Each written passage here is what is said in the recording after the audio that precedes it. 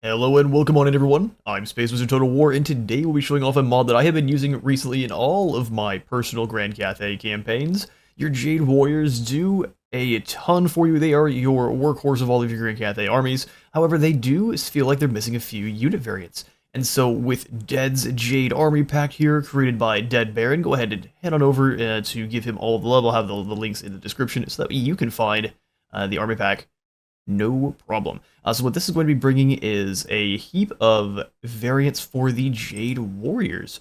So we have 4 melee units, 2 missiles, and 2 additional cavalry-based units. So let's get to showing those off. So we're here in a battle against just some Norskins. We can activate the fight here in a moment just to show everyone's combat animations, but we are starting with the Jade Warrior Spearmen. These are going to be kind of your tier 1 very early on to acquire. We'll also show off on campaign where you get all of these with your barracks in just a moment. But for now, we'll just show off their stats and the actual units themselves.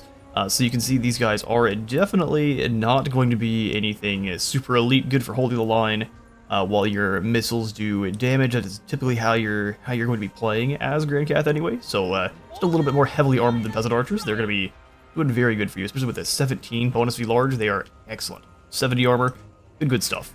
You've got all of the buffs that your normal, or all the abilities that your normal Jade Warriors have, so they have that defensive stance, so as long as they are standing still up to 10 seconds and beyond, they'll gain a lot of extra charge resistance and some more armor, so get them into position quickly like your normal Jade Warriors and have them stand and hold the line, and they'll do very well for you. They're also, of course, Battle Harmony Yangs, so you'll see their leadership, melee defense, and attack increase as they are next to Yin units. They've got charge defense versus large for blocking any kind of cavalry charges, formation attack as they are Jade Warriors, hide in forest, of course, and charge reflection. So they'll be dealing extra damage when someone charges into them. Next tier up is going to be the Jade Warrior Spearmen with shields. And you can see they're a little bit different from your non-shielded variant, as they have 4 additional melee defense and that bronze shield for blocking 35% of small arms fire coming their way. So they're going to be much more tanky. One of the things I would like to change just for all of how Total War sees their Spearmen is if they have a two-handed weapon. I would say give them a 2 bump in melee attack, so give these guys a 24 melee attack, and then keep their melee defense still less than your shielded variant, so that way because if you have 2 hands to thrust your spear with, you're much more dangerous with it than if you're just swinging with 1 hand, so that's just the way that would be. Don't give it a huge melee buff, maybe 2 additional, and then they lose that when they become the shielded variant, that way they're just even more defensive. Small, but would be great. They also have a 17 bonus V large, and of course they have 4 additional melee defense because of that shield, but that is the only thing that changes from between those 2 variants. Next up, we have the Glaive Warriors, which are going to be wielding, of course, this broad-headed glaive, which is incredible looking. Actually show it off properly. Yes, and so instead of being a large unit, these are going to be more anti-infantry. So they have 5 anti-infantry and a good chunk of armor-piercing damage. Also be sundering armor, so anyone they are going to be coming into contact with is losing 30 armor, and just allowing the rest of your missiles or other Jade Spearmen to wear them down at that much more quickly. They've of course got the nice amount of armor that Jade Warriors have, and all of the abilities that come with, so these are a very good unit. Still more defensively focused, so they're there to debuff the enemy and basically hold the line. They'll do much better against infantry, but they're still basically there just to hold the line and pierce through armor while they can. Next up, we have our Jade Warriors with greatswords. And these guys are kind of wielding a much more, I guess, a light greatsword. So I would say late Middle Ages, or I guess early Renaissance period, where we had the flamberge long swords and much more almost rapier-like long swords that are more built for speed, but still have all the penetration. I think they look incredible. They are going to also be an anti-infantry variant. They have 14 bonus V infantry, so they're much more effective at chopping it down through your infantry lines, enemy infantry lines. It's a little bit more melee attack and defense, but they are still Jade Warriors, so you will want to give all the buffs that you are normally getting through your Celestial General and the different the Gate Masters that can buff up Jade Warriors to oblivion. Next up, we have the Jade Warrior Archers. A tier 1 unit, again with some pretty heavy armor, so these are basically just a heavily armored variant of your Peasant Archers. They have the same range, I believe, at 140. They also have a flaming arrow that they can fire, which it says here that it's going to cause buildings to catch fire. That's not a thing in this game, but it does deal more damage. So instead of 14 damage, it's dealing 16 at a cost of 10 range. So you just do what you want there on if you want more damage or more range. Either or. I tend to use flaming arrows because they look cooler, but that is up to you. You can also see it'll also give them the flaming attacks, so they will be catching lads on fire and having regeneration. Very good tier 1 archer unit. Next up we have the repeating crossbowman here, with the, again, a very, very short range, but look at the damage there. Not much armor piercing, so they won't be doing great against anything that has armor similar to theirs. But 42 missile strength, they're shooting 6 bolts at once, and they will be suppressing anyone they fire on, so they're a very good specialist missile. If you can find a way to buff up their armor piercing damage they will be performing very, very well for you, especially with 6 bolts coming out at once. It's a nasty bit of work there. For our cavalry, we have Jade Chariots, which, again, I'm just going to keep repeating, look incredible. Kind of a bulky, oriental-looking chariot, got the shields up and 4 horses pulling. They have 110 armor, some pretty decent stats across the board, very, very average for a chariot like this. And then they are going to be wielding 24 bonus infantry and not too much armor piercing, so they're more akin to your skeleton chariots, albeit I think they have a little bit better stats than skeleton chariots, because they're at a group of 4 instead of like 12, so big chunky, I guess, your Grand Cathay Gorbeast chariots.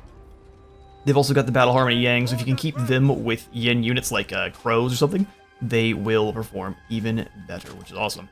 Do love the Jade Chariots, but chariot units, if you've been around the channel for any bit of time, they don't tend to survive very long with me. They are my weakness. Lastly, for the Jade pack, here we have the Cataphracts, which are going to be a more heavily armored version of the Jade Lancers, and that's pretty much what they've got going. They're more heavily armored Jade Lancers with more resistances, both missile and physical, and I believe they also will be dealing a little bit more damage as well. But they are, on damage I mean charge bonus, but they're going to be a little bit slower. We'll be able to show them off in comparison to your normal Lancers on the campaign. I think they look incredible. Whether or not these form well will depend on how much you like very slow, heavy cavalry, and the fact that these guys don't have crazy armor piercing values means that you probably won't find a ton of value in your Jade Cataphracts into the late game, but in the early game, before enemies really have too much armor piercing, you should be performing pretty well. I will see you all over on the campaign side, and we will check out these units and where you get them in their barracks. And then lastly, we'll finish it up with a battle against a different squad of Norskins and a more complete army. Alright, here we are in the Aymara Swamps on campaign, and your Jade Warrior variants are all going to be coming from the Jade Barracks Training Camp, as well as the stables, both in the basic military. So for the first tier, you'll be gaining your normal Jade Warriors, as well as those Jade Warrior Spearmen without shields, and then the Jade Warrior Archers. You can see the upkeep on them is 145, as opposed to the 100 for Peasant Archers. So I would say in the early game, you probably want a mix of the two. That way you have kind of a armored front line of Jade Warrior Archers that can actually absorb some return fire, and even get charged and not worry about it too much.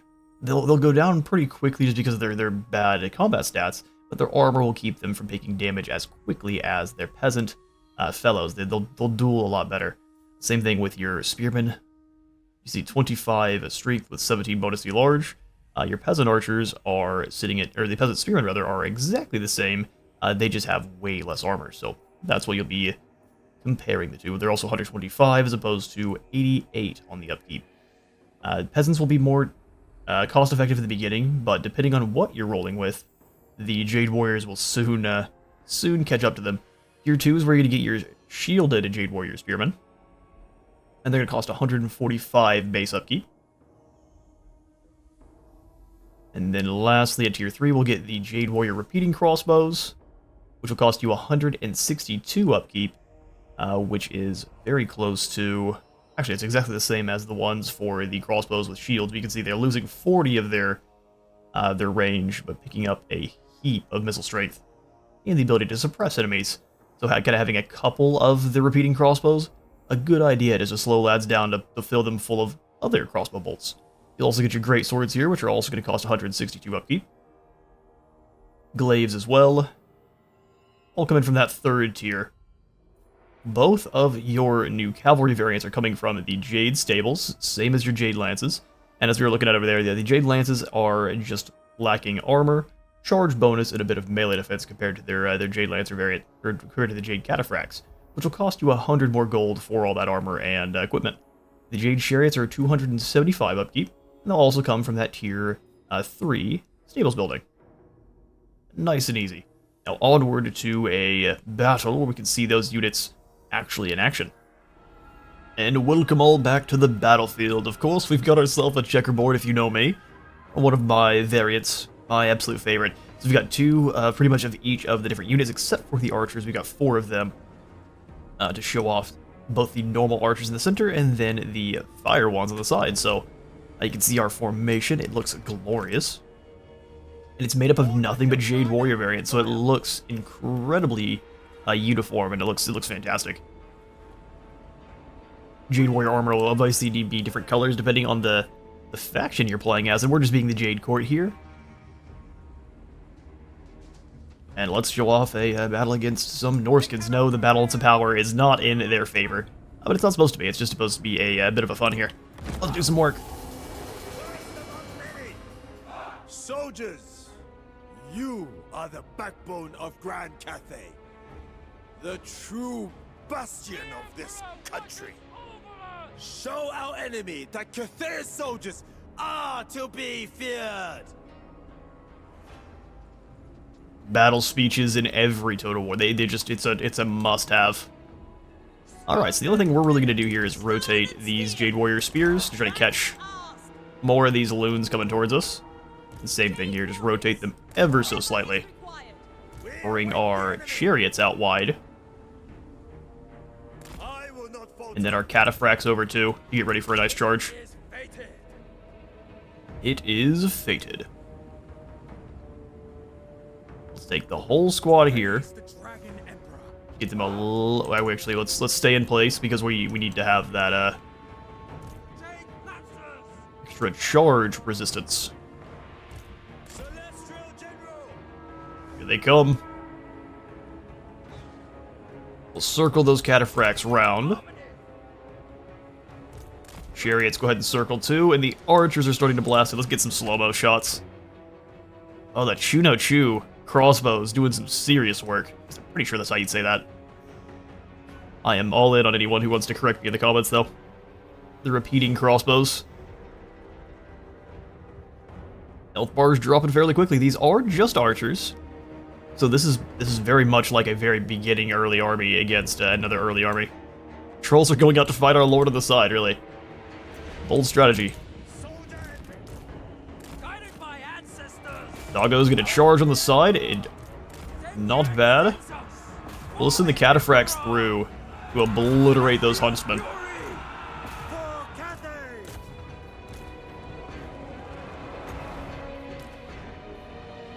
ahead and give that to your troops here. Let them do the work, and then we'll go for another slow-mo so we can see all the fighting. The plan was not to do a bunch of orders. It was supposed to get a good checkerboard going and then watch it hold the line. You can tell they're trying to smash into one position of the checkerboard specifically. Cataphract's getting a nice charge. Let's see what that looks like in normal.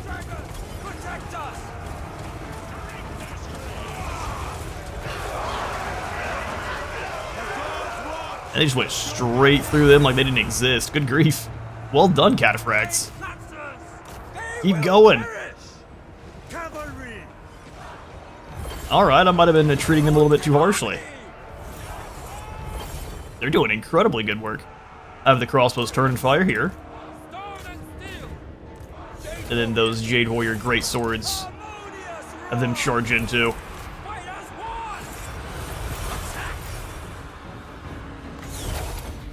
Immune to flanking. Actually, let's go ahead and get another... The trolls are broken over there. They're just trolls, though, and so this is not who they wanted to be fighting. They won, which is impressive, but not what we wanted to use them to do. Alright, Slim to the back here. It's just the cataphracts annihilating things. They seem to also have a lot more mass than your normal Jade Warriors. Oh, incredible. Yeah, I think we need to have a whole... Except for these chariots back here didn't get the proper... Their proper target. Let's see if I can pull them through. Archers on the sides, go ahead and chill. You're doing way too well for your own good. Alright, chariots, come on away. Help out with the trolls. We need to see the chariots using against these marauders here. I guess we had to do also the great swords into battle now. They're going to be chasing lads away, but...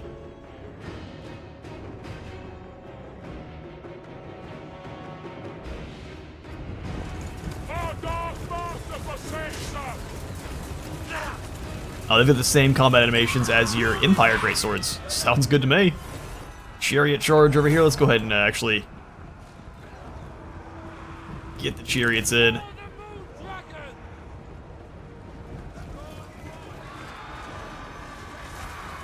Clobber a couple guys. And not bad damage, even if it's kind of a little bit lackluster. You do want anvils with your chariots. Anvils or lads that are just not very well braced. Yeah, I mean, they're chariots. They look cool, and they seem to be doing a pretty good job of running guys down, so that's all you really need them to be for. Beautiful. Well, that is our Dead's Jade unit pack. Like I said, go ahead and give Dead Baron all of the love and respect he deserves for creating this fantastic bit of work here. I've got a few more mods that we are going to show off pretty early on here, especially over with Cathay, because they've got a couple, especially Dead Baron's got a couple that are glorious to use in tandem to make yourself a very, very thematic campaign. So thank you all so much for dropping on by here. If you enjoyed the video, please remember to leave a like for the like god and a sub for the sub god, and I'll see you all next time.